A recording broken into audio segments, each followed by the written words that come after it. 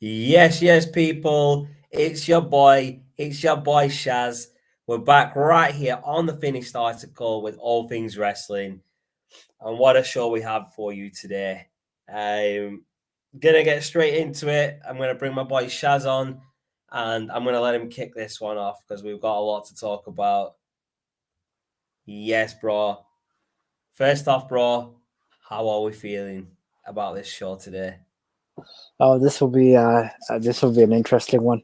In fact, strap in, guys. If we had all night, we'd be going all night with this one. Get your seatbelts on, strap in, because this is going to be a car crash. And That's guys, what he's trying to tell you.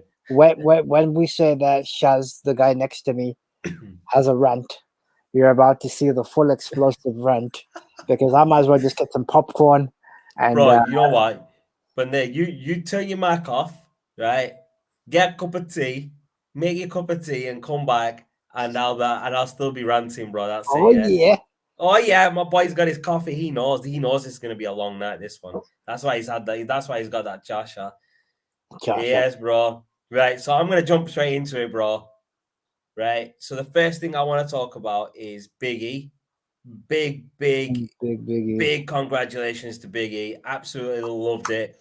Shaz called it in the last episode, though. If you caught the last episode, Shaz mentioned that Biggie was going to cash in this week and win the title from Bobby Lashley. He didn't even say Roman Reigns. He specifically said Bobby Lashley. Now I was like, nah, that's not going to happen, bro. This is WWE. That good stuff like that don't happen. But it happened, and I couldn't be happier. To be fair, that's one of the good moves that WWE have made in a long time. The So funny thing Big is, I E just wanted to jump was in on that. amazing, man. I absolutely buzzed off it. The way I think Lashley was, I think pre Raw, Lashley looked like he could have been injured, and they weren't going to drop the title to Randy Orton, so they brought Big E over to cash in, and I think they did it the right way. Randy Orton lost the match. Bobby Lashley destroyed Randy Orton and Riddle. And then it looked like he injured himself doing a move on Randy Orton after the match or on Riddle, however it was. And then, boom, Big E ran down and cashed in that money in the bank. And now we have a new WWE champion on Monday You know Night what? Raw. And I the want New to say Day are so. back. Your boys, the New Day are back. You know the funny thing is, so although I mentioned it to Shaz because I saw the tweet, but the funny thing is, both me and Shaz have agreed that it was kind of funny. So Shaz was like, "It'll happen, but why would they cash in now, knowing that they've got some major pay-per-views?" But actually, I want to speak about the injury to Bobby Lashley. So he faced Orton, B. Orton, and then for some reason it was really funny because me and Shaz both talked about this. So I think he just done a move on Orton, was walking fine, go back Yeah. into the ring and No, started no, limping. no. Nah, bro. What actually happened is he put Randy Orton through the table, didn't he? On Yeah, after the match, he beat yeah, Riddle down, beat Randy Orton, Orton through the table, and after he put Orton through the table, you see him limping towards the steps and yeah, limping up the steps and into the ring. And then when Big E's music hit, just look at the reaction Bobby yeah. Lashley gave. It's like, oh shit, Oh, I'm done, fam. I'm dropping this title now. It's over. And that's exactly what happened. I mean, I don't think they were going to have him cash in and lose because that would have made Big E's win at the Money in the Bank and his build up to cashing in pointless. mhm. And but they have done it before. They did it with Mr. Kennedy. He was one Yeah, of the first people who won Money in the Bank and then didn't win a title. And they did it with Baron Corbin when John Cena decided to oh, I come down remember when he that. came I in remember and that. stop Yeah. winning the title. And that's just another John Cena move in it. That's just John Cena burying other talent in it, man. Yes, Ryan. Big man Ryan's in the house. Big shout out, bro. Appreciate you tuning in.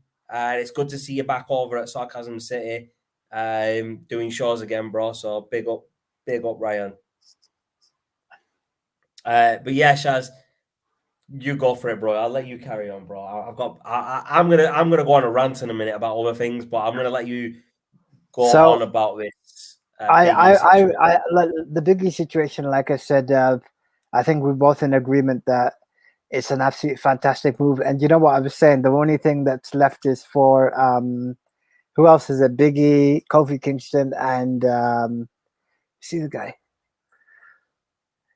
top of my head, can't remember what his name was. Who are you talking about here? Sorry, bro. So, who is in New Day? Big E, Kofi Kingston, and Come on, Brand. The most underrated wrestler WWE have, Xavier Woods. Yes, exactly. So all I need now for is Xavier Woods to go over and take the title from Roman Reigns, and you know what? It'd be great to see, but that's just wishful thinking. But Yeah, man. you know what? One thing I noticed about Xavier Woods is he's put on some size, so he's actually bulked up a bit, which is good. So he's not his scrawny, skinny self. He's actually put some size and he looks pretty decent now. So yeah, it'd be good to see him get a decent run out there. Yeah, I mean, like I said in an earlier episode, I can't remember which one it was, but Xavier Woods is so underrated. He's such a great wrestler, and WWE don't utilize him as that. And I would like to see him built up, maybe an IC title run, USA title run away from the New Day, but still part of the New Day, but maybe on his own on SmackDown like Big E was. And build him up as a bigger star like they have with Kofi and Big E, because he's the only one of the New Day that hasn't won a world title. And correct me if I'm wrong, I don't even think he's won a US or an IC title. I think all he's ever won is a tag team title. Yeah, and to me, that's crazy, because Xavier Woods deserves a singles title push. And if that doesn't happen, then there's something wrong with WWE. Because in Impact Wrestling, he was great when he was there. I can't remember what he was called over there, but he was a great wrestler there. And I think if he went back now, he would probably get a bigger push and get a singles title. If he went to AEW, Ring of Honor, New Japan Pro Wrestling, he'd win a singles title within his first year or two. And it's just crazy that he's never really won one in WWE. It's just mad. It's crazy. I agree with that. I mean, I want to see him get a push for a singles title. Probably start off with the Intercontinental. Would be a good start, and then see how he goes on from there. Yeah, no, definitely, man. It's just crazy, man, that, like I said, Xavier Woods is such a great wrestler, and to have him just as a tag team wrestler all the time, it's just mad.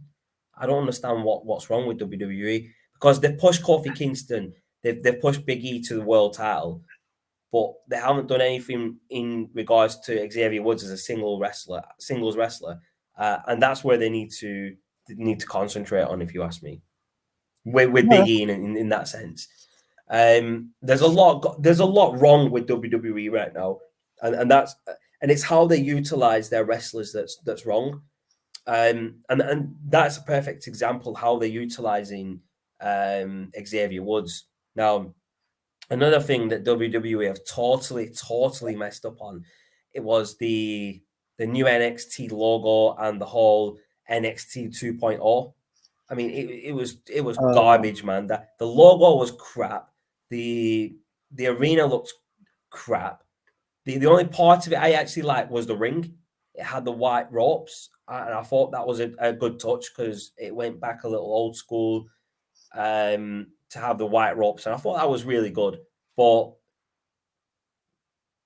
the logo, like I said, I can't stand it. But this week on NXT was actually a good show. So I can't remember the guy's name. Rick Steiner. I think he's Rick Steiner's son, who debuted at the start of NXT, challenging LA Knight and then beating him so convincingly with such power. And then you had, I can't remember the name, the tag team in Diamond Mine. Is it the Creed brothers? I think they're called the amateur wrestling brothers. Shaz, what are they called? I can't remember the name, but this was their second tag team match, and they're a really good tag team. And I think on the main roster, they're gonna be similar to what the world's greatest tag team, Shelton Benjamin and Charlie Haas, were. And second after that, the American Alpha, which was Jason Jordan and Chad Gable. This is what I would have liked to see those two type of tag teams do. And to see this tag team do it, I hope it's done right. And then NXT was, for me, I'm just really upset that Samoa Joe had to drop the title because he's injured. I mean, I would have liked to see his run go further. Obviously, injuries do happen, and it's just unfortunate. I think he was the first third time NXT champion. So when he comes back, he's going to be a 4-time NXT champion. Yeah, he'll get that back easily, I reckon. But the main event, the 4-way, was just crazy. Kyle O'Reilly, I think, was it Kyle O'Reilly who had to drop out? And due to injury as well, and they just brought some random guy you've never even heard of into it. They could have put anybody off the NXT roster in there that we've heard of, like Carmelo Hayes. I mean, that segment with Carmelo Hayes and his new partner was really good, where he turned heel and stuff like that. I thought that was really good. I like the way they worked that. But yeah, no, absolutely. They could have put Carmelo Hayes into there and to have a shock way of ending the show. Carmelo Hayes could have cashed in that breakthrough contract, entered into the 4-way as the replacement for Kyle O'Reilly, and won the NXT championship. That would have been the biggest shock on NXT ever, that someone so fresh into the scene wins the world title or the NXT championship, right? Yep, I would have liked to see it, but I'm not disappointed that Tommaso Ciampa won, because he never lost that title in the first place. He got injured, he came back, and he never got it. Well, he got his chance to win it back, but he didn't win it back. And now that he's won it back, I'm quite happy, and I want to see this run go on for a while. I want to see him be very dominant as champion in NXT. What were your thoughts on NXT, like the whole 2.0 and all this BS, bro? Well, if I start with the positives, as you've just mentioned, I was glad that Tommaso Ciampa won, because I've always liked him and NXT, and I actually want to see if they'll give him a push up to Raw or SmackDown. I think he would do well. But then again, I've given up hope with WWE, because as we were talking about earlier when we met, it's almost like I think this is the death of WWE. So AEW now is the standout performer. Not only definitely. just have they taken a lot of WWE talent, but they've got a lot of existing talent that is actually better than what's currently on WWE. As a kid to know, I won't spoil it for you, but if you haven't seen the Bryan Danielson promo on AEW, on AEW, believe it or not, bro, I've got Dynamite on the TV right now, paused, so we could come on and do this podcast. I'm actually 30 minutes into it, so I've just watched Adam Cole's debut match, which was amazing against Frankie Kazarian. Amazing match. And I think the other match was, I can't even remember what the other match was. I've had it on pause for a bit. I watched that match earlier yesterday, and I was about to just watch the rest of the show today, but we've jumped on. But yeah, do you know what I mean? The one thing I really like about Adam Cole is this catchphrase that he's got, bro. I absolutely love it. And you know which one it is, Shaz. I'll let you say it, bro. Come on, Shaz. You know it. Come on. Do you want me to say it, bro? You want me to say it? No, bro. I know you love to say it. Who's ready for story time with Adam Cole, baby? Nice. Nah, he's absolutely buzzing. Watching Adam Cole in AEW was brilliant. The segment backstage of Christian with Jurassic Express, where he mentioned that your friends, the VPs, had to pull you out of development after 4 years. That was harsh, man. I loved it, though. That's the type of edginess that WWE don't have. They don't mention other promotions, not even in that type of sense. I mean, they didn't mention WWE, but they mentioned them as development because he was in NXT. And that's... AEW don't care about mentioning WWE. Or AEW don't care about mentioning WWE. Like, they know that they're competitors. They know they exist. But to WWE, it's like there's no other promotion that exists. They don't mention Ring of Honor. All they mention is the indies, right? They don't mention Ring of Honor. They don't really mention Japan. They don't mention Impact Wrestling, which they have done in one point, where Kurt Angle told Kevin Owens and Sami Zayn, I hear Impact are hiring. That was a really funny segment. That's the first time I've ever heard someone say anything about another promotion on I remember WWE. That was that's funny. the type of thing WWE need to bring back. So they need to start being a bit more edgy like AEW if they want to keep their fan base. They need to start booking matches better. They need to start booking angles better and storylines, because that's where WWE are lacking, and that's where WWE are winning AEW are winning right now. Absolutely, yeah. Like, I don't know, man. I've got a feeling that AEW are going to start beating WWE in ratings soon. They already have. It's going to happen. That wouldn't I know they won the Wednesday Night Wars, which Yeah. is what Christian said to Adam Cole, and he said, "Get ready to lose the Friday Night Wars as well, because he's going to beat him." You know what? They're going to beat them. It wouldn't surprise me if you saw Edge somehow end up on AEW at some point. I can see it happening. Yeah, no, definitely, bro. Edge, I don't know if he'd leave WWE right now. Maybe when his contract's up, he'd think about it. But I think he's very loyal to WWE.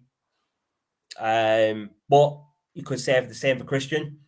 I wouldn't have expected him to jump ship to AEW, but I understand why he did, because WWE didn't want him to wrestle under WWE again because of his injuries. He was cleared, but they didn't want him back. But they wanted Daniel Bryan back after his injuries, which was similar because Daniel Bryan's was to do with concussions in his head. And I think from what I remember, the same with Christian. Well, just speaking on the topic of Edge, I just wanted to get your opinion. What did you think of Seth Rollins' attack on Edge last week on SmackDown?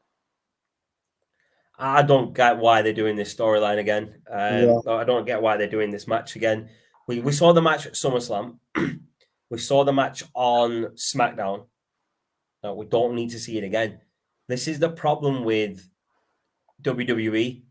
They build a feud up, but they have the match so many times. Like, they did a best of 7 series with Cesaro and Sheamus before they then put them together as a tag team called The Bar. Yeah. I mean, what was the point of having them fight 7 times live on TV to then just become a tag team? No, I agree. Yeah. I don't see the point in that. The other time they've done something similar where they had a best of 5 series actually involved Edge. It was the Hardys versus Edge and Christian.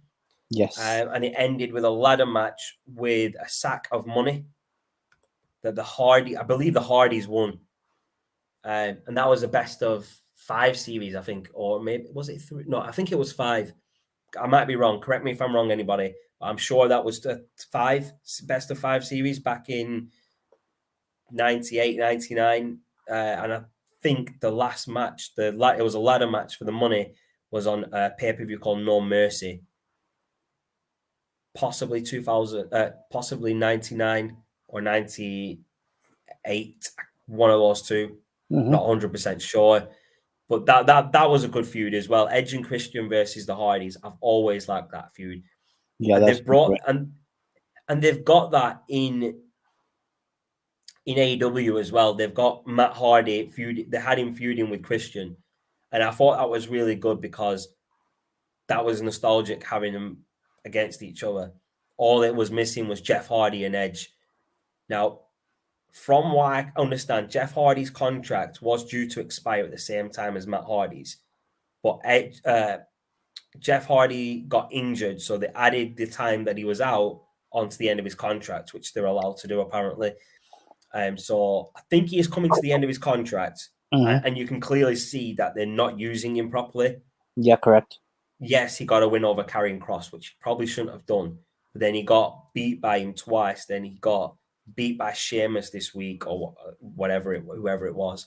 They're just burying him on his way out just to ruin his credibility. And they did this with Jon Moxley. They knew Moxley was leaving WWE, but at that time they didn't know he was going to AEW. They knew he was leaving and they were burying him on his way out. He was just losing match after match. And that's the problem with WWE. They bury their talent before they know they're leaving in case they go somewhere else. And the fans think, oh, yeah, this is that guy that got buried on WWE. But you didn't see that with Jon Moxley or Dean Ambrose, as you know him in WWE. He's a whole new character in AEW, and he's absolutely smashing it. And well done to him for leaving WWE the way he did. He absolutely smashed it over there. It's just crazy. And it's. I think it's a sign of things to come. I think it will literally be the death nail in the coffin of WWE's brand. I think they're slowly disintegrating. They're not slowly disintegrating, bro. They've already disintegrated. They're just ready to explode, fam. WWE are just so far gone that it's going to need major changes on Raw and SmackDown, backstage, producers, writers, whatever they're called, bookers, gone. The ones that they've got now gone, and new ones who actually know the business very well to come in and but change. a lot of them have actually jumped ship. So like JR, Taz. When I saw Taz on commentary the other day, I was like, "Raw, bro, this is like nostalgic." Because I remember he was calling out CM Punk, and it was hilarious because I was like, "Oh shit, this is actually fun." You got commentators calling out CM Punk, and CM Punk's like, "All right, send them both, send them both." Exactly, man. It's just mad, man. And the point you made that WWE let JR go. JR is one of the best commentators in the business, and his partnership on commentary with the King is legendary. Yes, true. Now, WWE could still have, I mean, they still had the King without JR for a while. And it's very harsh to say this, but one of the reasons WWE took him off TV is because of the slur part of his face after he had a stroke. Like this part, one side of his face, I can't remember which, he can't move properly, and he talks kind of like that from the side, and WWE don't want that on TV. And that's just pathetic. That's a pathetic reason for not having one of the best commentators on commentary. And now they've lost him to AEW. He's absolutely smashing it on AEW. And for me, personally, if the King should leave WWE or get rid of his contract that he has with them and jump ship and team up with JR again.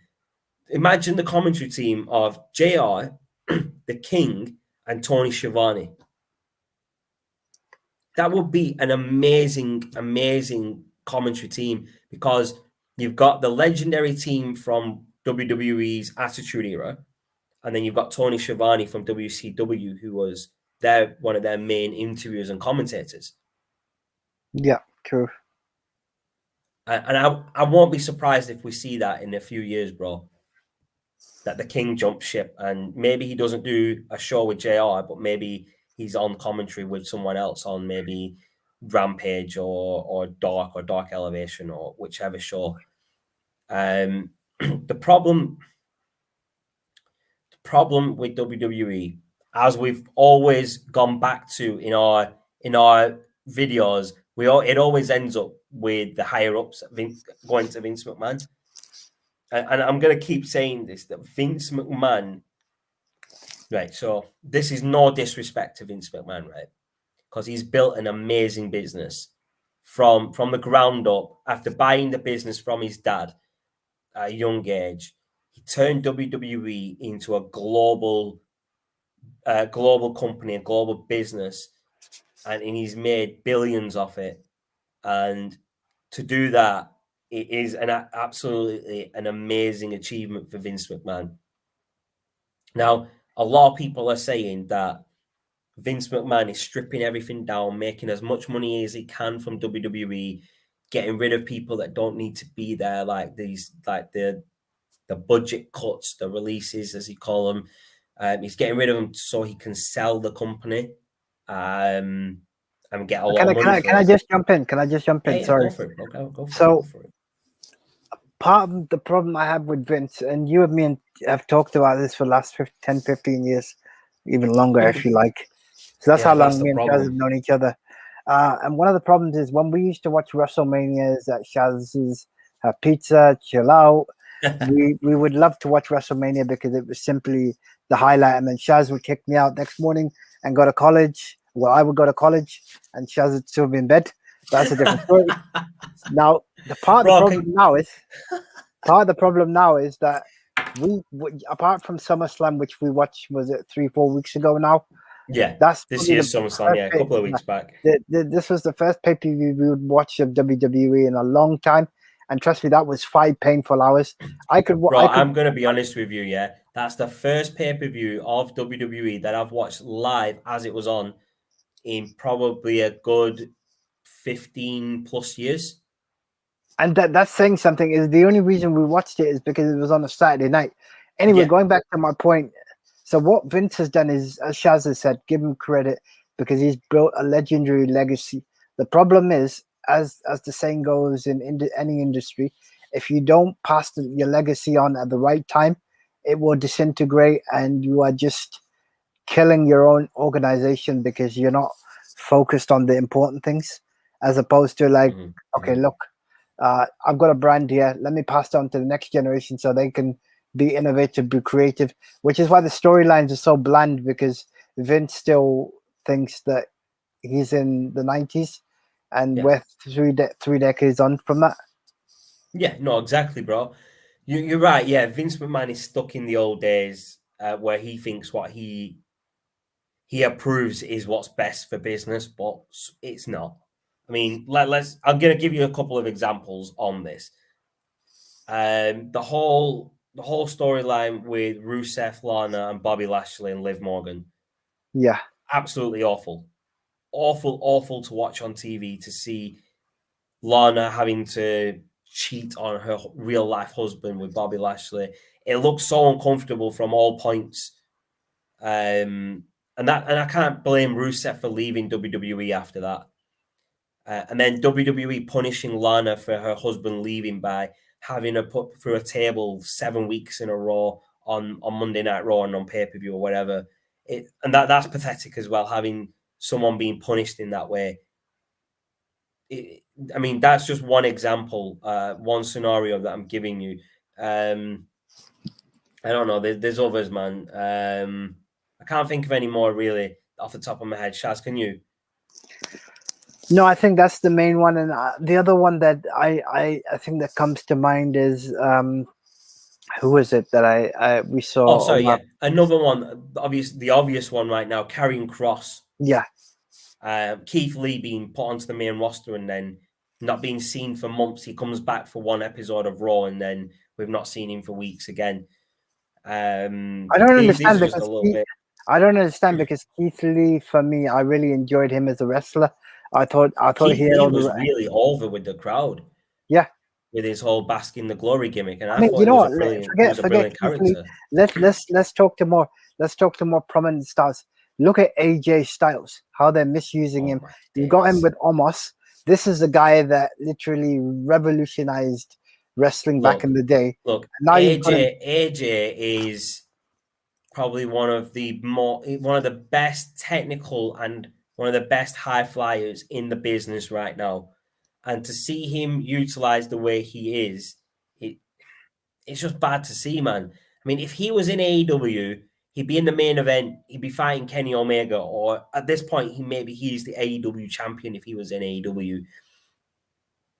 He wouldn't be going for a singles title, a tag team title in AEW. He'd be in the world title picture or maybe the TNT championship picture.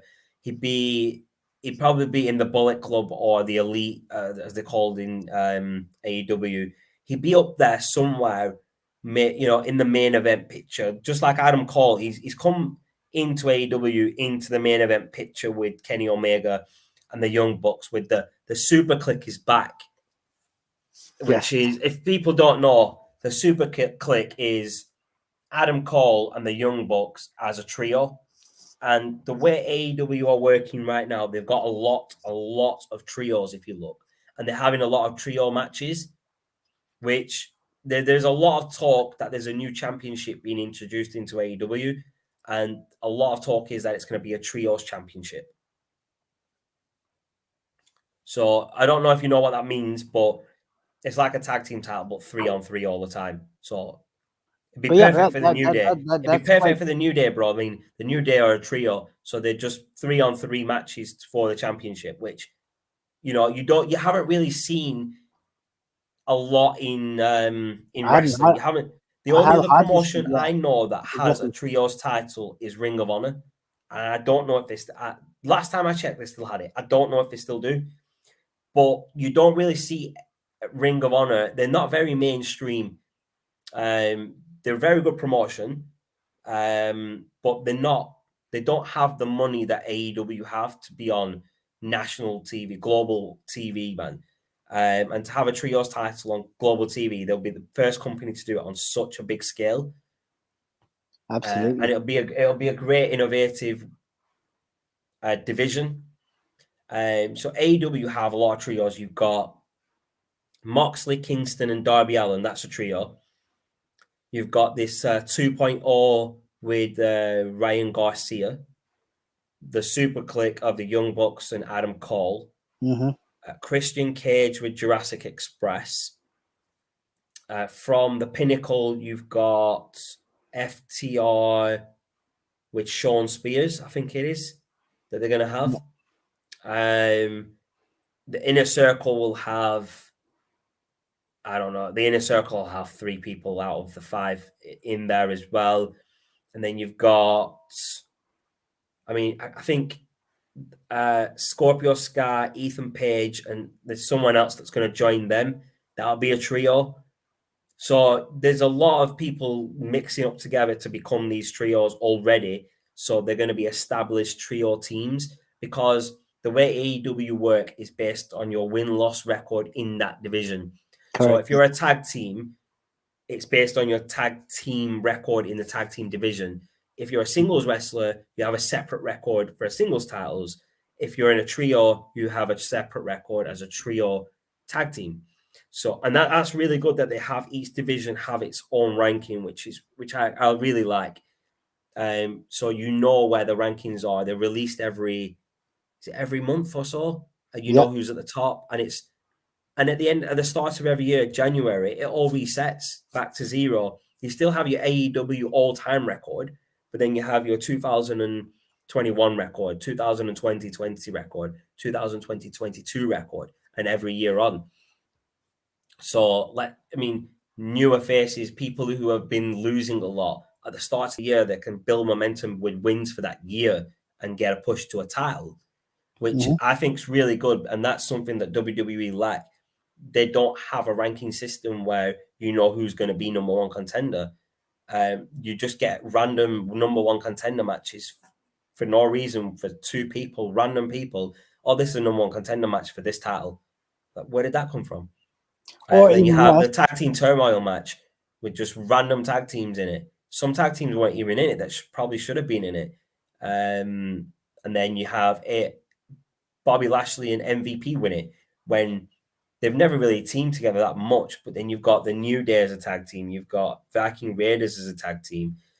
Why don't these 2 tag teams deserve a tag team title opportunity? It's just mad. Yeah, I mean, even worse, and Chaz has touched upon it.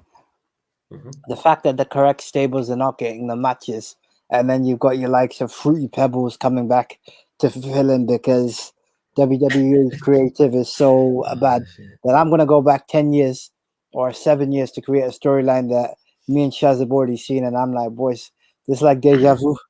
It's just 2021 instead of 2016. You're right, bro. Definitely, man. Definitely, man. But anyway, the other thing I wanted to talk about go for it, man, is this Paul Heyman saga on WWE. But actually, we talked about it, that SmackDown and the Usos and Roman Reigns is probably the only segment that's keeping us from watching it. So I'm going to be interested to see how the saga plays out because I think it's one of the best ones going right now. But yeah. I mean, knowing WWE, they're going to drop the ball on this, as they always do. So the way I see this going is Paul Heyman will turn on Roman Reigns at whichever pay-per-view Brock Lesnar gets his title opportunity. I believe it's going to be SummerSlam. Not SummerSlam, Survivor Series in November. Or maybe they're going to have a super show somewhere where he has a title opportunity. It could be... do WWE have a show in Saudi Arabia in October, bro? Yes, Crown Jewel. That's Crown Jewel. So Brock Lesnar's come back to get a payday at Crown Jewel and maybe win the title from Roman Reigns, and then maybe drop it back to him at Survivor Series, and then you won't see Brock Lesnar till the Royal Rumble. Yeah, correct. I see Paul Heyman turning on Roman Reigns, siding with Brock Lesnar, helping Lesnar win the title, and then you don't see Brock Lesnar for ages. Paul Heyman tries to grovel back to Roman Reigns. Do you know what I mean? It's very predictable with WWE. That I see that's the way it's going. That's one way they could go, or they could have. So the way I would do it, bro. Now picture it, right? You've got the lead up to is it Extreme Rules next to pay-per-view, yeah? Yeah. You've got Roman Reigns defending against the Demon Finn Balor. Now, Yeah. Finn Balor only brings this character as the Demon out to win matches. I don't think he's really lost as the Demon in WWE before. So he's a very protected character. He doesn't really lose. So to have him come back against Roman Reigns and just lose just gets rid of all the credibility and the reputation that the Demon's been building up, not just in NXT and WWE, but in New Japan Pro Wrestling and everywhere else he's wrestled. It just ruins that story, and I don't see how he's going to be able to use it again in WWE if he loses to Roman Reigns, right? So picture it, Shaz. Picture this, yeah. Extreme Rules, Roman Reigns versus Demon Finn Balor. Not Brock Lesnar, Paul Heyman turns on Roman Reigns and helps Finn Balor win the Universal Championship from Roman Reigns, right? But he doesn't have Finn Balor as the Paul Heyman guy. He did it for Brock Lesnar. Yeah. Then he sides with Brock Lesnar up until Crown Jewel. And then Roman Reigns versus Brock Lesnar is a big enough match that you don't need the championship on the line. So you have them two face each other without the title on the line, without Finn Balor involved, and have maybe Finn Balor defend against Edge or Christian at Crown Jewel, which is another big match. Finn Balor versus Seth Rollins has already happened. That's the match that Finn Balor won at SummerSlam in 2017 to win the Universal Championship. So I wouldn't mind seeing it again. It was a brilliant match. They've obviously, they've had a lot of matches. They've got more experience. I think they pull off a great match. Or Edge versus Finn Balor at Crown Jewel. I think that'd be another great match. I'd love to see Edge and Finn Balor mix it up in the ring. They're both great wrestlers. But that's the way I would work it. That's the way I would take that storyline, bro. Because Roman Reigns versus Brock Lesnar does not need a title. That will bring in pay-per-view buys on its own, that match, without a title on the line. I think you're absolutely right. And I think it's just a case of they need to spot this opportunity and maximize it, because otherwise they're missing out on a guaranteed cash cow. Yeah. So, I mean, that's two matches I've just given WWE for Crown Jewel, bro. Brock Lesnar versus Roman Reigns without a title on the line. Even have it as the main event if you want, because they're obviously going to want that as the main event. And then have Finn Balor versus Edge and Seth Rollins in a triple threat match, or either one of them in a singles match for the Universal Championship at Crown Jewel. That's two matches, the core main events that you could have. And those two matches alone would bring in pay-per-view buys enough to make them a lot of money, bro. I kind of those matches will sell tickets on their own. If they were the only two matches on the card and that event was 1 hour, people will still go to watch it because of those two matches. Absolutely, I agree. But this is WWE, bro. They don't think like that. They don't think like us. They don't think like us wrestling fans. They don't give a crap what we want to see or the way it should be or what will make it exciting. I mean, if WWE have Roman Reigns lose to Finn Balor at Extreme Rules, I'll be very surprised. Very, very surprised. I'll be very happy with it, but I'll be very surprised if that happens, because Roman Reigns is their new poster boy.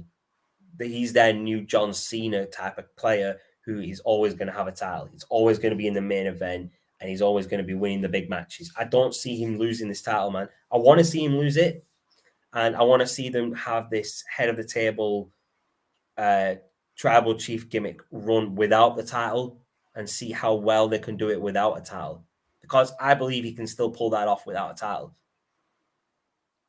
No, I agree. I think that's what we'll end up coming down to. Yeah, man. And then maybe, Roman Reigns hasn't got the power in the family no more. Maybe the Usos have because they're the tag team champions. So maybe they now run the show, not Roman Reigns. Maybe he helps them win titles, keep their titles, or Why not, man? something I like think that. that would be great. I think that would be a great twist in the storyline, bro. That he loses that title of I'm the head of the table. The Usos now say, we're the bread makers here. We're the champions. We're bringing in the money for the family. You need to help us now. Yeah, We're a this family. is We're the good. The bloodline. storyline. Now we helped you. You help us. Yeah, I agree. Look, bro. I mean, this is just me and you talking on a podcast, and look at the ideas we're throwing around for WWE that would make that product a lot better, bro. And we don't get paid to do it. That's the funny And I thing. don't even get paid for this, bro. This is just me hoping WWE do some of this stuff, whether they listen to this podcast or not. I don't care. Whether they steal the idea or not, I don't care. Steal it, man. I won't sue you. I promise, Vince. I won't sue you for taking our ideas, man. I want to see you use our ideas and then maybe sign us up as the writers and producers on them shows, man. I'll show you how it's done week in, week out. I'll win you them ratings wars against AEW on any show, man. Exactly. Yeah, I think that's I a will tell you point. right now, bro. I could help WWE if it was a Monday Night War with Raw versus Dynamite or whatever show they have on Monday nights. I would help WWE win that Monday Night War just based on the storylines I can do and maybe the talent that you could steal from AEW and bring them to the main roster. Like, You know what? the first person I will get back will be Christian. Team him up with Edge, get Edge and Christian back, push them for the tag team titles, and maybe help the younger tag teams like the Street You know what? Profits. I think what needs to happen is what happened with WCW, WWW, or WWF. Yeah. I think AEW needs to invade WWE and just make a mockery of it. That's not gonna happen, bro. But you know what I would like to see, bro? I would like to see another promotion rival Raw or even SmackDown and have that Monday Night War type of feeling again. Because if AEW come and put a show against Raw or SmackDown on a week, well, not even SmackDown, because with WWE, they've moved NXT from Wednesday to Tuesday, right? Correct. Because they lost the Wednesday night ratings war with AEW, and that's the only reason they did it. Not for any other reason. They can give you any other bullshit story they want, but that's the reason they did it. Friday had SmackDown. They've had it on Thursday before. They've had it on a Tuesday before.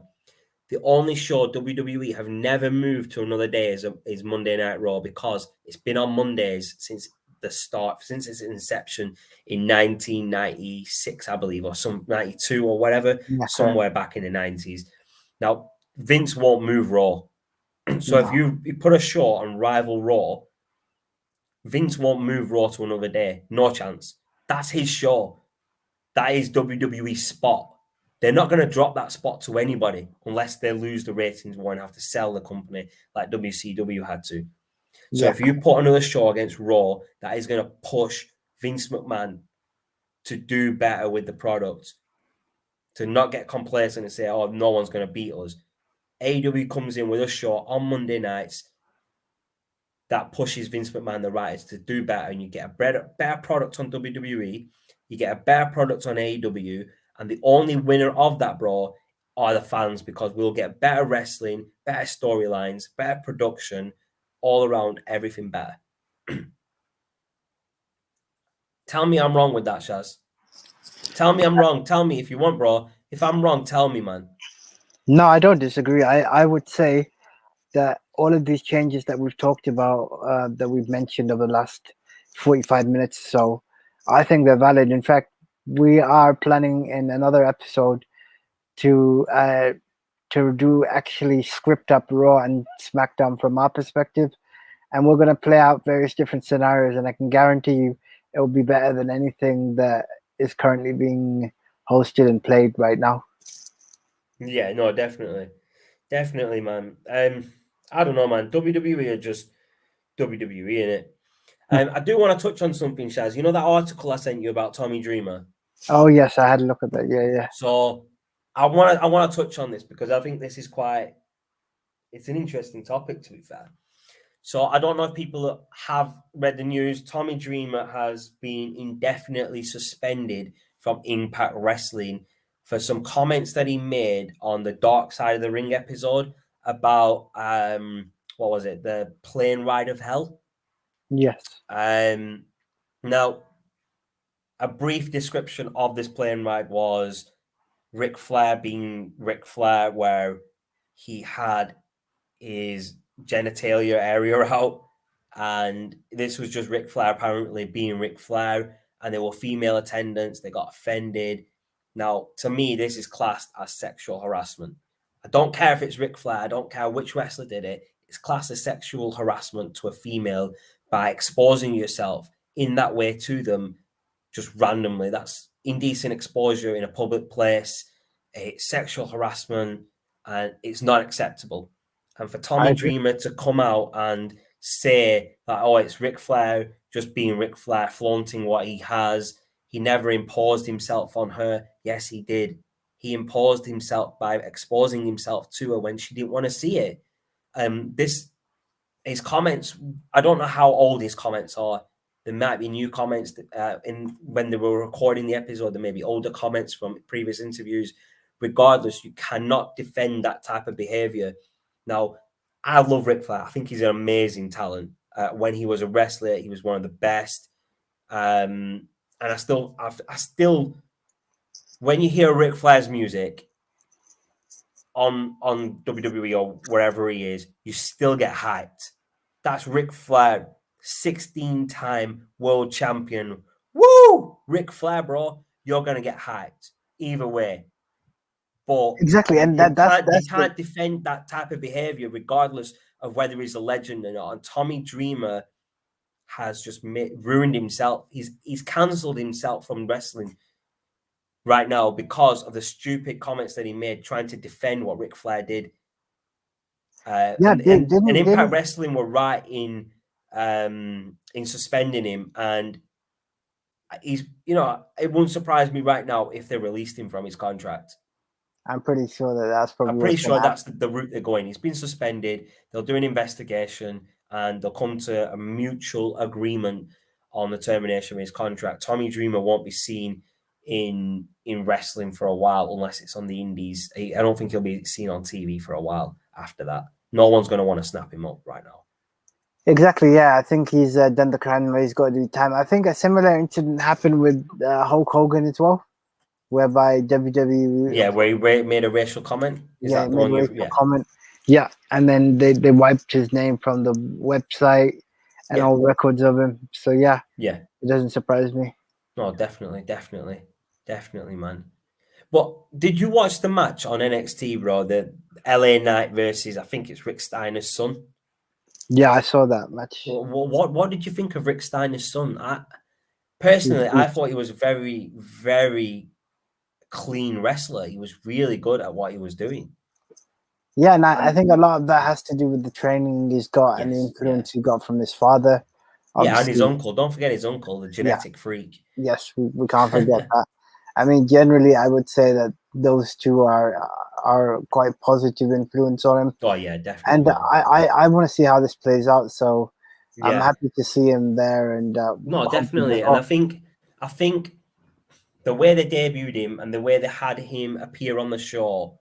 So if you haven't watched NXT, this is a spoiler. So if you don't want to hear it, forward it a few minutes so you don't hear what I'm saying, or don't. I don't care if it's a spoiler and it ruins it for you. But you know what they say, before you say, you know what they say, Shaz, before you tell everyone what it is. It's not really a spoiler, it's a prediction. And you can believe that. No. What I'm saying, yes, Paul Heyman, man. But what I'm saying is, the reason I'm saying spoiler is because I'm about to tell people what happened on NXT, bro. Go on. Steiner's son debuted in backstage segment, challenging LA Knight to a match. And LA Knight already had a match scheduled for the main event for the NXT Championship. Rick Steiner's son comes to the ring, dominates LA Knight, and actually wins him in his debut match. So he's been put over straight away with a win on NXT, which I thought was good. It's a good way to debut someone and give him a name straight away. Establish himself as a top contender in NXT.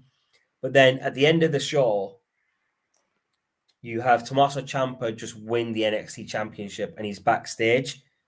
And you have Rick Steiner's... Oh, no, sorry, before this. After Rick Steiner's son wins, there's a lot of people backstage congratulating him. And that scene reminded me of when John Cena debuted against Kurt Angle. Even though he lost, backstage he was getting respect from people like The Undertaker and other people. And this segment kind of reminded me of that type of feeling. And then at the end of the show, Tommaso Ciampa's backstage with his title over his shoulder. Rick Steiner's son is giving him congratulating him, sorry. And then all you see is him staring at the NXT title over his shoulder. You see Tommaso Ciampa look at the title and then look at him and just walk off. So to me, that means this kid is now going to get a push to the NXT Championship against Tommaso Ciampa. And he's just debuted on that same episode. So that, to me, that shows that NXT have a lot of faith in this character. Absolutely, yeah, they do. And I think it's a great way to debut someone against such an established star on NXT. Well, you know what? If that's the least they can do in improving what they haven't been able to do with talent, then I'm all for it. But I just hope that he doesn't get ruined by this whole thing, because WWE also known to ruin talent. Yeah, no, you're right. Now, so Vince McMahon, obviously we spoke about this before, he wasn't happy with the way NXT was going. So he's changed the way NXT is going to be by having this whole NXT 2.0 with this logo that looks like a unicorn took a shit on it and all that rubbish. And he's also changed what type of wrestlers he's going to have on NXT. So before, NXT had talent on there that was, way above 28, 25. They're in the 30s. Like, I think Bobby Fish was quite old. Adam Cole's pushing towards 30. Kyle O'Reilly's up there. Finn Balor's kind of up there. So he wants younger stars to try and help them develop into bigger stars and then push them to the main roster, which is why, obviously, he's got this new Rick Steiner's son. He's got the Creed Brothers tag team with the Diamond Mine, and he's got some other talent like Carmelo Hayes and some other young talent, great talent coming through.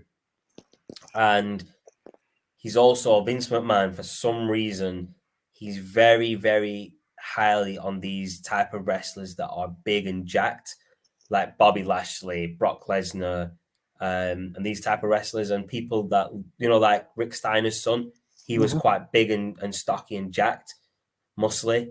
So Vince McMahon favors those type of people. For some reason, he thinks that's what a wrestler should look like. But then you look at people like Adam Cole and say, no, that's a wrestler. You look at people like Shawn Michaels and Dolph Ziggler.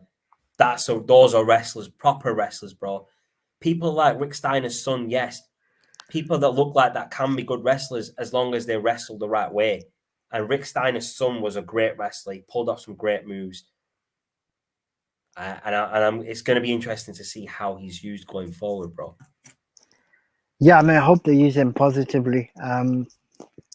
But then again, they are known to disappoint, so I wouldn't get my hopes up just yet. Yeah, no, definitely, man. I just think it's just one of those shows, man. One of those things that WWE do, man. They change things. They think it's going to do wonders for that show, like it's going to do for NXT. It doesn't do what Vince McMahon expected. You know what? I wouldn't be surprised if in about a month NXT goes back to its old logo and style, and then they don't even talk about NXT 2.0 ever again, like it never even happened. Yeah, I mean, they've done that with other storylines before, and they do things on shows, and then the next week, because it didn't work out, they just act like it never happened. And AEW could have done the same with the incident between Jon Moxley and Kenny Omega with the death match. If you've got that for Shaz, watch that, and just that was such a joke of a way of ending the match. And AEW realized they messed that up, and then instead of hiding it, they they took the mick out of themselves in segments for a week or two, and then they moved on, bro. Yeah, they acknowledge and they WWE realize. don't even acknowledge those type of things, bro. They don't acknowledge that, this didn't work out. We've moved on. We've gone back. We've moved on. They just move on like it never even happened or existed, bro. And that's the problem. It's just crazy, fam. Don't you think? Part of the problem I think right now is that having watched a lot of wrestling over a number of years, I think in our heads we have this image of what good looks like. Nah, bro. Nah. I mean, what I see on TV, what I want to see on TV is things that will get you hyped up for, let's say WWE have announced this match, Finn Balor versus Roman Reigns, right? Yeah, correct. I want to know that match is going to excite me. It does because it's the Demon Finn Balor that's come back. But I know from experience that WWE are just going to ruin this and have the Demon lose and put over Roman Reigns and make him look even stronger by just keep beating people that are like the Demon is supposed to be some type of unbeaten character, and now he's going to be beaten by Roman Reigns. They had John Cena come back just to lose and then never be seen again on SmackDown.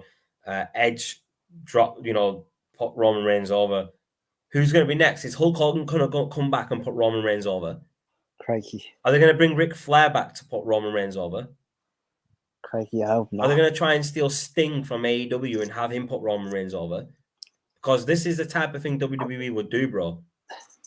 It just baffles me that they have to do these stupid things to put Roman Reigns over. They don't need to bring back legends to get put him over. Well, I thought that's what the Undertaker did at WrestleMania. Exactly. The Undertaker put him over and he didn't need to. The problem with Roman Reigns at that point was that he was face and the crowd didn't want him in that role. They didn't want him to be the new John Cena and shove down your face each week.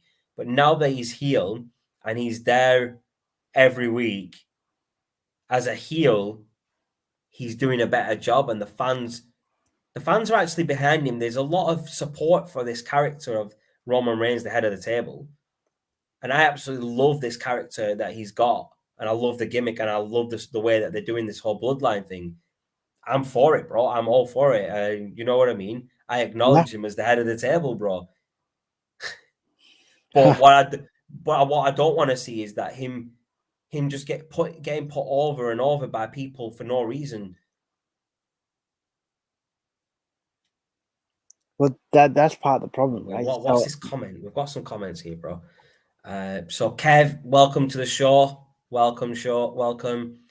Yes, they do. I have no idea what you're referring to. I don't know when that comment came through. It's a couple of minutes ago. This comment, I would rather see a legend like Shawn than something terrible like the Fiend. Okay, I'm gonna respond to this.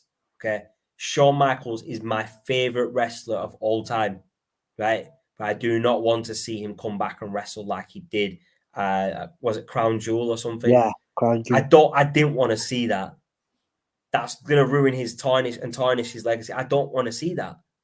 I would rather see the Fiend wrestle than Shawn Michaels right now, because I love the Fiend character. I thought it was brilliant. And like I said, Shawn Michaels is my favorite wrestler, but I don't want to see him come back and wrestle just to put someone over. I mean, the two matches that I want to see from Shawn Michaels, 2 matches, but I wouldn't want him to do them now because to me, I think he's past that time. I would have liked to see Shawn Michaels versus AJ Styles when they were both maybe 10 years ago. Maybe that would have been sick. And the other match is Dolph Ziggler. Now, I thought they were going to go down this route when Shawn Michaels came back and he was on the Miz's show and Ziggler super kicked him. I was expecting Shawn Michaels to come back the week after and super kick Ziggler and it go to a match at Crown Jewel between these two.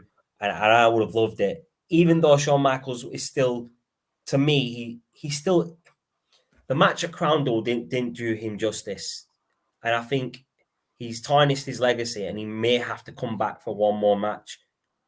But if he does, it needs to be now, and it needs to be AJ or Ziggler that can help, not carry him through the match, but help make that match better for him. Yeah, but I don't think WWE have it in them to be able to do that, because No, they can barely manage the current crop of talent, let alone bring back Shawn Michaels. Exactly, bro. Now, Kevin's left some more comments. Brilliant. I'm not sure what he's referring to there. Maybe it's my comment about Shawn. Not sure.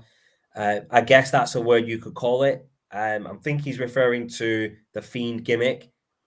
Yeah. I'm taking it you don't like the Fiend gimmick, Kev, and I don't understand why. I thought it was a brilliant character for Bray Wyatt. I mean, like I said, though, everyone has their favorite wrestlers and people and wrestlers they don't like.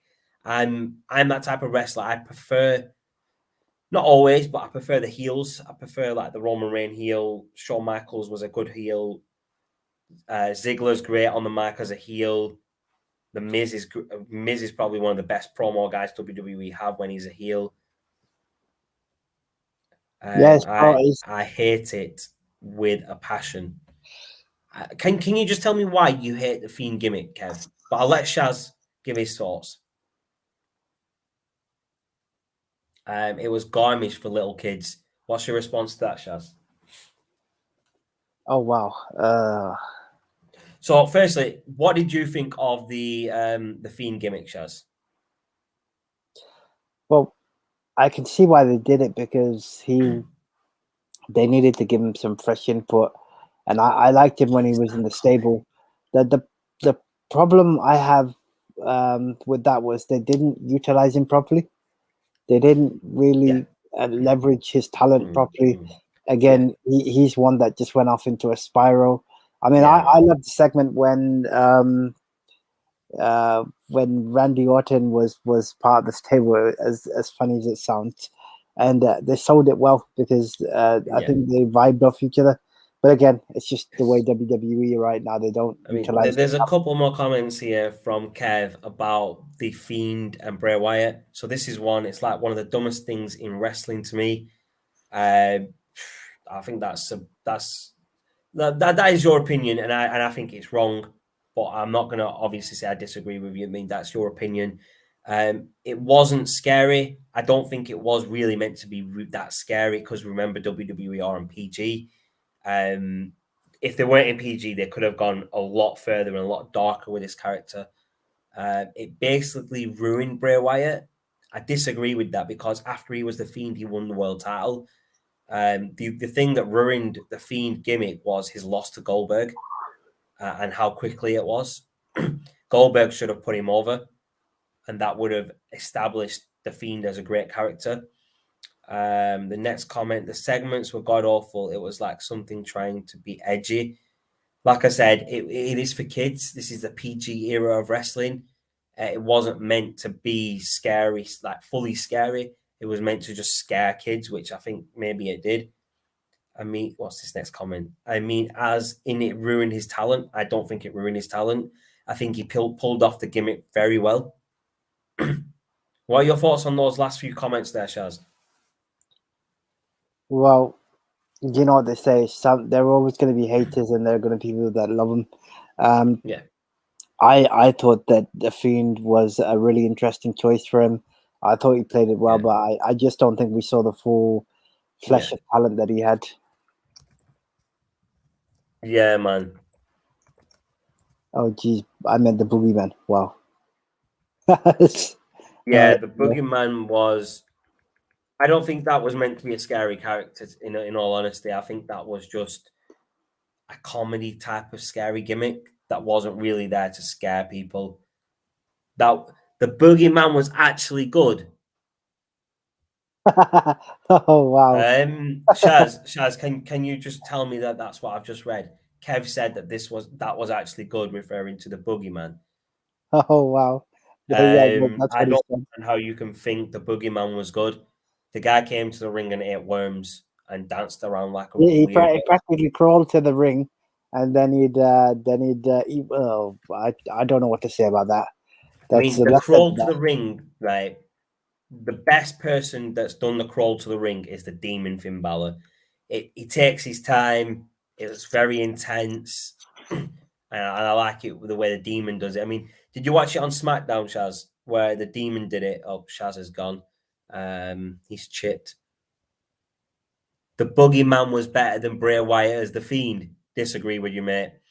I really disagree with that comment, and I'm guessing Shaz would as well. He's back. My boy's back.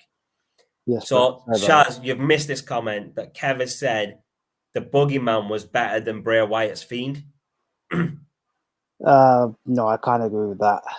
I don't really understand. So, the last couple of comments here, it wasn't trying too hard to be scary. It wasn't actually scary. The Boogeyman didn't scare me at all.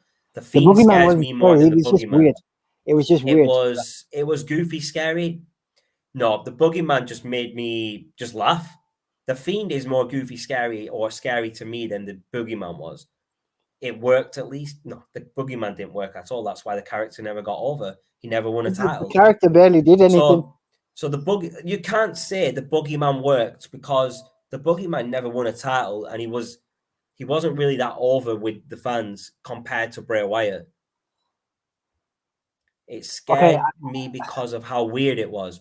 It was weird. It was weird, but it wasn't scary. No, I'm sorry, Kev. I do disagree with you on this one. It was weird, but it wasn't scary. You know what? Whenever the Boogeyman used to come on, I used to turn it off and just hope the segment would go. Just to say, Kev, you're saying the Boogeyman was weird and it scared you because of how weird it was. But the Fiend segments were really weird in a scary way as well. So they were similar, but the Fiend did it better for me. The Fiend was trying way too hard. I don't think he was trying too hard. Winning a title doesn't mean anything. Go ask all the locker room if a title means anything or not.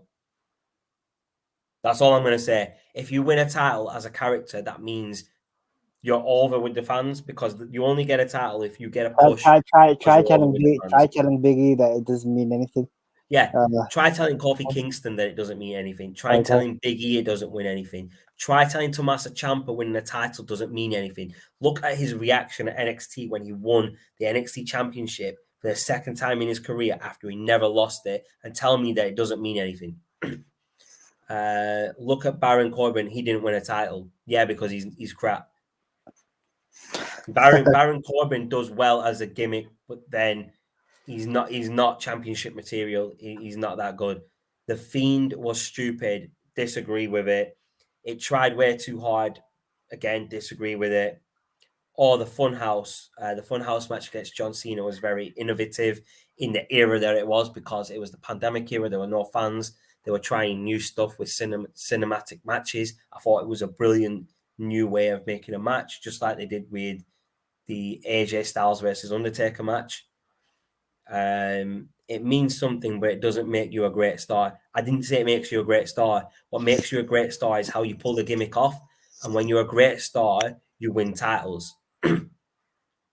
China won the Intercontinental Championship. Yeah, because China was an absolute beast. China was a beast. In that era of wrestling, in the Attitude Era, she was dominant over male superstars, and that's why she won. She was over with the fans. Val Venus was very over with the fans with his porn star gimmick. That's why he won titles. You can keep naming wrestlers and I will give you a reason why they won a title, Kev. Because I'm disagreeing.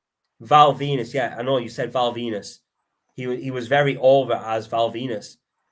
The fans loved him. The ladies loved him and the men hated him, as he said. He was a great character. He did great promos for that era in the rated R or X-rated era of WWE. He was probably one of their standout characters. Maybe he didn't get a bigger push than he should have done because he was very over. Tell me I'm wrong that he wasn't over. See, no one can tell me that he wasn't over. How long you're staying on for? How long have you got, mate? Let me check every title reign. Nah, we've not got time for that, bruv. Not got time to disagree with you on every title. Kev, it'd be good to get you on the show, actually. Yeah, That- Kev, drop me your email. Drop me your email right now, Kev, in the comments, and I'll drop you some comments. I'll drop you a couple of emails, and we'll get you on the show because we need to have a chat, bro. We yeah, it'd need be to good find out to what's wrong with get you, you on mate. the show. How long you're on for? Lots of time. I don't think we're going to be on for much longer. We've been on for an hour and 10 minutes, and you've just jumped on like really towards the end. I've stayed on for a little bit longer to answer a couple of your comments because I didn't want to seem like we were ignoring you or anything. But my man's tired, I'm tired, and I'm tired of having to answer these title reigns of Val Venus and China and everyone because those stars were over. They were very over with the crowd, and that's why they win titles. That's why you win titles. Adam Cole was NXT's best star, and he was a great title. He was one of the best champions. Santino Marella, he was a very, very funny character, but he was very over with the crowd. So, like I said, this is going to go down to that every person you're mentioning is going to be over with the crowd, or they were a great wrestler. I guess he was over though, even though I hated him. Who did you hate? I don't know who you mean. I'm guessing you're talking about Santino Marella. But yeah, you said it yourself. He was over, and that's why he won titles. Just because you hate him doesn't mean that they're bad. Like Bray Wyatt as the Fiend, or even as Bray Wyatt, the Eater of Worlds, was a great character, and a lot of people were behind it, whether he was face or heel. I mean, when he came to the ring and the lights were out, the fireflies were out. Everyone near enough had their phones out, and they lit up that arena. So tell me that he wasn't over. Tell me he was bad, or tell me that he didn't deserve the titles that he got. Yeah, a lot of people hated him. Alberto Del Rio, great wrestler, very great Mexican wrestler, deserved the titles that he had. Now, obviously, he's dropped off. He's been arrested. You know what I mean? Yeah. But I mean, I do disagree with a lot of what you said, Kev. But like I said, drop an email to me, leave it in the comments. If you could do it now before we go off, I'll drop you an email and we'll get you on the show. We'll talk about some of the things that you've said because it's very questionable. Some of your thoughts on wrestling right now are very questionable to me, Kev. But yeah, we are going to cut it off here. We're going to wrap it up tonight. Yeah, Kev, like I said, drop me your email in the next minute or so. We are about to go offline. So if I get your email, I'll note it down and we will be in touch with you in the next couple of days to get you on an episode of All Things Wrestling. And we'll try and work something out with you on that. But do really, really appreciate the support. So leave a like on the videos you do like. Comment on the videos that you like, even on the replays. Let us know your thoughts. We will try and respond as much as we can. You said that you did leave your email address. I can't see it. Go on Facebook and Twitter and leave it in my inbox on the Finished Articles official Facebook and Twitter. They're on the screen right now at the bottom scrolling. You can hit us up there, or you can get us on our personal ones here. So just go on Twitter, whatever, if you can. I don't know if you said that you don't use social media. I can't remember. But if you can, drop us an IM, DM, whatever you want to call it, inbox, and we'll get something arranged. But as I said, leave a like, comment, and subscribe on the channel. Appreciate all the love and support. Subscribe to the channel here over on YouTube and jump over on Twitch and follow us. We're going to be bringing some content out over on Twitch. Let me resend it. Yeah, no problem. But Shaz, I'll let you leave your final thoughts whilst I wait for this email to come through, his email to pop up, and then we'll wrap this up, bro. Yeah, I think that it's been an interesting discussion. And you know what? This is only part one of many more episodes to come. We will be going back and forth on this. But a lot of the rants, as you can probably imagine, are of a well thought through. Just give me a sec, Shaz. Kev is saying that he's left his email address. Can you see it in the comments, Shaz? Because I can't see it. Let me have a look, buddy. Give He's me a saying sec. that let me resend it, and then he said, "Do you see it now?" I'm guessing that they don't let emails come through on the comments, so you would probably just have to drop us a message on social media, on Facebook or Twitter, and So let us know. if you is our email on there, Shaz? What you can do is we can give it. Actually, what I'll do, Kev, I'm going to pop our email in a banner, and you can reach out on there. Yeah. That is, so I'm going to bring it up now. So our social medias are scrolling on the screen at the bottom, and our email address is there right now, Kev. Articlefinished@gmail.com. Drop an email. Let me know, obviously, it's you. And we'll respond in the next couple of days and arrange a time for you to get on one of these wrestling shows. And so I can have some words with you about your questionable thoughts on wrestling, bruv. But yeah, sorry, I'll let you finish what you were saying, bro. No, I'm just saying, great episode, great discussions, and Kev, really appreciate the comments. It'd be good to get you on a show because I think this is what this is all about. But until next time, have a great evening, and I hope everyone has a good weekend. And we'll catch up with you very soon. Until next time, too sweet, too sweet. Adam Cole, baby. Sorry, I just had to do that before we went off air, bro. Just had to do it.